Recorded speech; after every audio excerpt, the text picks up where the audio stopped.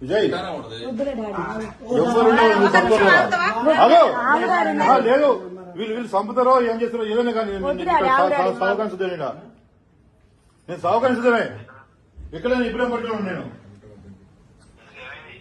ఏం చూద్దామా ఆయన అట నువ్వు తిండి లేకట సాతాడట ఆయన నాకు భార్య కాదు భార్య కూడా ఇక్కడ ఉంటుంది పుణ్యానికి కదా పైకి వచ్చినట్టు ఎంత మంది నువ్వు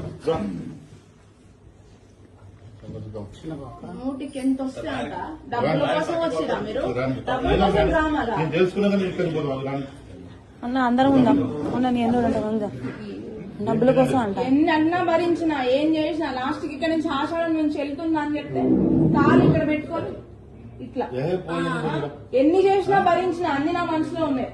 ఇంకా ఎందుకు భరిస్తా నేను? వాడికి ఇట్లాంటి ఎన్ని పాపాలు తగిలి ఆ రోగం వచ్చింది ఇంకేం వస్తుంది? స్వామిని కాదు నేను అన్న నీకు కాదు ఎన్నోసార్లు పాపం ఆయన నా లైఫ్ లో నేను హ్యాపీగా ఉండేదాన్ని తీసుకోవచ్చు.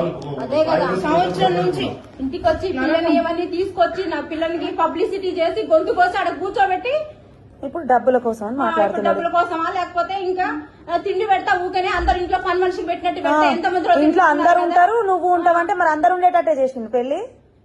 ఏంది మరి తిండికి లేక పంపిస్తుంది నా తిండికి లేక ఇక్కడికి వచ్చింది నా బిడ్డ ఏమన్నా అనుకుంటే